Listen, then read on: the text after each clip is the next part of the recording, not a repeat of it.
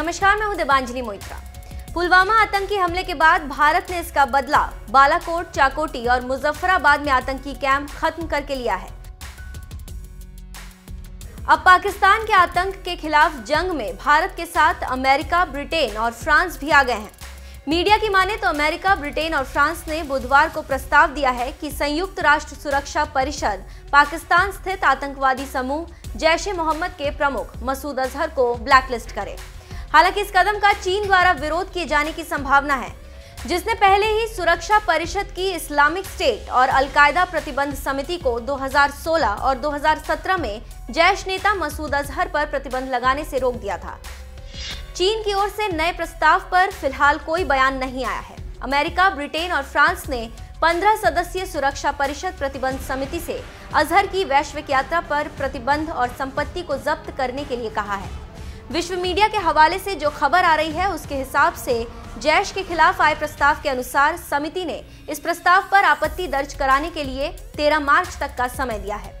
हम आपको बता दें कि भारत 2009 में ही संयुक्त राष्ट्र में मसूद अजहर के खिलाफ कार्रवाई करने का प्रस्ताव पेश कर चुका है। इसके बाद भारत ने 2016 और 2017 में मसूद अजहर को वैश्विक आतंकी घोषित करने का प्रस्ताव दिया है, लेकिन हर बार चीन अड़ंगा लगा देता है। बीते दिनों फ्रांस ने मसूद अजहर को वैश्विक आतंकी सूची में शामिल करवाने के लिए संयुक्त राष्ट्र में प्रस्ताव भेजने का फैसला किया था। इस मामले में भारत के राष्ट्रीय सुरक्षा सलाहकार अजीत डोभाल ने फ्रांसीसी राष्ट्रपति इमैनुअल मैक्रों के कूटनीतिक सलाहकार से बातचीत भी की थी। फ्रांस के साथ ही साथ अमेरिका ने भी इस प्रस्ताव का समर्थन करने का ऐलान किया है। पुलवामा हमले के बाद अमेरिकी national security adviser ambassador John Bolton ने अजीत डोभाल से बातचीत में कहा था कि हम इस प्रस्ताव का समर्थन करेंगे। बुधवार को यूएन के सामने प्रस्ताव पेश हो गया है। अब सबकी नजर चीन के रुख पर है। एक और बात आपको बताते चले कि विदेश मंत्री सुषमा स्वराज ने चीन के विदेश मंत्री से मुलाकात करके आतंकियों के खिलाफ कार्रवाई में सहयोग मांगा है। अब देखना दिलचस्प होगा कि पाकिस्तान को सबक सिखाने के लिए विश्व की 4 बड़ी शक्तियां अमेरिका, फ्रांस, ब्रिटेन और रूस भारत के साथ है। देखते हैं कि चीन भारत का समर्थन करता है या नहीं।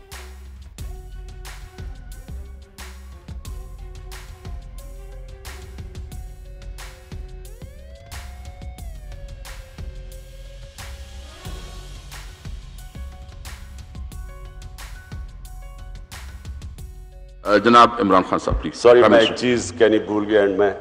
हिंदुस्तान का पायलट हमने पकड़ा हुआ है। हम एज ए पीस जेस्टर हम उसको कल रिहा करने लगे हैं हिंदुस्तान को वापस।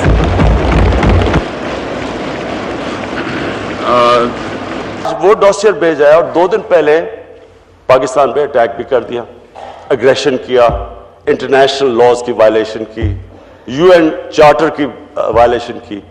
अब सवाल ये है कि क्या ये पहले हमें डॉसियर दे देते, इस तरह का एक एटमॉस्फेयर क्रिएट किया जाए। अब एक तरफ पाकिस्तान उनसे कोशिश कर रहा था हिंदुस्तान से कि हम हर किस्म की कोऑपरेशन, आपके अटैक हुआ है, हम आपकी मदद करते हैं अगर आप हमें बताएं। दूसरी तरफ पाकिस्तान अफगानिस्तान का इशू है। पहली दफा अफगानिस्तान के अंदर एक चांस है कि डायलॉग के जरिए अमन आए, उसमें पाकिस्तान पूरी कोशिशें लगा हुआ है और उन कोशिशों की वजह से आज ये जो डायलॉग अभी हुआ है कतर के अंदर, जो पाकिस्तान ने इसको करवाया, तो एक तरफ वो लगा हुआ है, दूसरी तरफ हमें पता था थ्रेट। एयरफोर्स चीफ से बात हुई, हमने डिबेट किया कि क्या हम अब इसका जवाब दें। अब मसला ये था कि हमें किसी को नहीं पता था, क्योंकि किसी को ये नहीं पता था कि कोई कैजुअल्टीज हुई, किधर हिट किया। हमें पता था कि उन्होंने कहीं बॉम्ब फेंके हैं, लेकिन कोई कैजुअल्टीज का हमें इंफॉर्मेशन नहीं आ रहा था। लिहाजा हमने फैसला किया कि हम कुछ नहीं करते। हमें ये भी आपस में डिस्कशन में कि लोग बड़े अपसेट होंगे पाकिस्तान के कि देखें जी उन्होंने कार्रवाई की, आपने वापस नहीं की। लेकिन हमने फैसला किया कि अगर कैजुअल्टीज नहीं हुई, जिसकी कोई रिपोर्ट नहीं थी, और हम उनकी कैजुअल्टीज कर दें तो एस्केलेशन हो जाएगा। तो एक जिम्मेदार स्टेट बन के हमने कोई एक्शन नहीं लिया और अगले दिन हमने सिर्फ ये दिखाने के लिए कि हमारे में कैपेबिलिटी और विल है اگر آپ یہ کریں گے تو ہم بھی کر سکتے ہیں.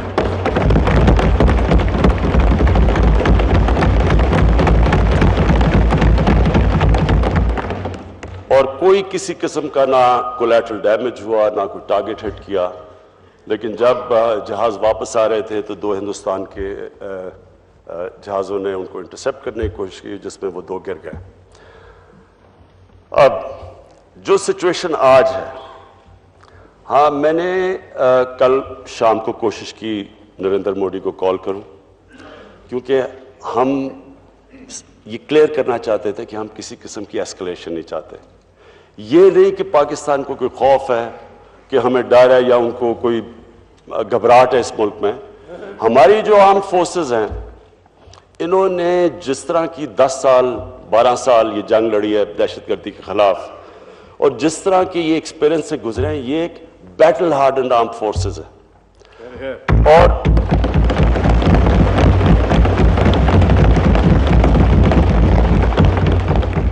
اور ساری قوم اس وقت متفق ہے. لیکن یہ ہمارے انٹرسٹ پہ نہیں ہے، نہ ہندوستان کے انٹرسٹ میں کہ بات آگے بڑھے. لہٰذا ہم نے پیغام بھی پہنچائے کل بھی ان سے، اور بھی فارن منسٹر نے باقی لیڈرز سے، دنیا کے فارن منسٹر سے بات چیت بھی کی، اور ساری کوشش یہ ہے کہ ڈی ایسکلیشن ہو. اب میں اسپیکر صاحب جس پہ آنا چاہتا ہوں وہ یہ کہ یہ سارا ایشو ہے کیوں، اور یہ ہے ایشو کشمیر کی وجہ سے. اب میں ہندوستان کی عوام سے یہ پوچھنا چاہتا ہوں کہ کیا ان کو یہ کویسچن نہیں کرنا چاہیے کہ یہ جو 4 سال کی جس طرح کا تشدد اور ظلم ہوا ہے کشمیر کے لوگوں پہ، کیا ان ٹیکٹک سے، آپریشن سے، ظلم سے کیا کشمیر کو سبڈیو کر لیں گے کشمیر کے لوگوں کو؟ جس طرح ایک ہندوستان کے پولیٹیشین نے کہا کہ آپ ایک آئیڈیا کو جیل میں نہیں ڈال سکتے. یہ ایک ہندوستان کے اندر ایک انڈیجنس کشمیر میں موومنٹ شروع ہو چکی ہے. اس کے اوپر جتنا یہ ظلم اور تشدد کر رہے ہیں وہ موومنٹ بڑھتی جا رہی ہے. میں جب 20 سال پہلے ہندوستان ایک کانکلیو پہ گیا تو جو 20 سال پہلے میں جب گیا تو مجھے تب یاد ہے کہ ہندوستان کے جو وہ کانکلیو تھی اس کے اندر جو کشمیر کے لیڈرز تھے وہ علیحدگی نہیں چاہ رہے تھے یا وہ ہندوستان کے ساتھ تھے. اب جو کشمیر کا سچویشن ہے، کوئی بھی کشمیر کا لیڈر سپورٹ نہیں کر رہا کہ جو ہندوستان کی ٹیکٹکس ہیں، بلکہ اتنا پریشر ہے اب نیچے سے پبلک کا کہ وہ آزادی کے علاوہ وہ کوئی چیز بات ہی نہیں سننے کے لیے تیار. اور یہ صرف اس لیے ہے کہ انہوں نے جس طرح کا ظلم کیا وہاں کشمیر کے لوگوں پہ. آج کشمیر میں ایک ہی آواز ہے آزادی کی. تو ہندوستان کے لوگوں سے میں پوچھنا چاہتا ہوں کہ بجائے ایک دم انگلی اٹھائی پاکستان پہ، کوئی ثبوت کے بغیر ایک دم انگلی اٹھائی، کیا ان کو یہ پوچھنا نہیں چاہیے کہ کشمیر میں ایک 19 سال کا نوجوان کیا وجہ ہے کہ وہ اپنے آپ کو ہیومن بم بنا کے اڑاتا ہے نقصان پہنچانے کے لیے ہندوستان کی سیکیورٹی فورسز کو؟ کس انتہا پہ وہ پہنچ گیا ہوگا؟ یا اور ان کے نوجوان جو موت کا خوف ان کا ختم ہو گیا ہے، کیا یہ انہی ٹیکٹکس، اسی آپریسو ٹیکٹکس ظلم سے کیا یہ آگے تبدیل ہو جائے گا؟ جو ابھی تک کامیاب نہیں ہو وہ آگے کامیاب ہو جائے گا. تو ہندوستان میں بھی انٹرسپیکشن کی ضرورت ہے. ان کو سوچنا چاہیے کہ ان ٹیکٹک جو ابھی تک وہ استعمال کر رہے ہیں، کیا اگر اس ون ڈائمینشنل اپروچ کا رزلٹ نہیں آیا تو آئنسٹائن کی وہ جو تھیوری آف وہ ڈیفینیشن آف میڈنس ہے کہ doing the same thing over and over again and expecting a different result. میں یہ سمجھتا ہوں کہ ہندوستان کے اندر اس وقت ایک ڈبیٹ کی ضرورت ہے. دہشت گردی ہوگی، اس کے بعد کیا ساری وقت پاکستان کے اوپر انگلیاں اٹھیں گی؟ اور اسی طرح پاکستان کو ایک دم کہا جائے گا کہ ایکشن لو ثبوت بھی دیے بغیر.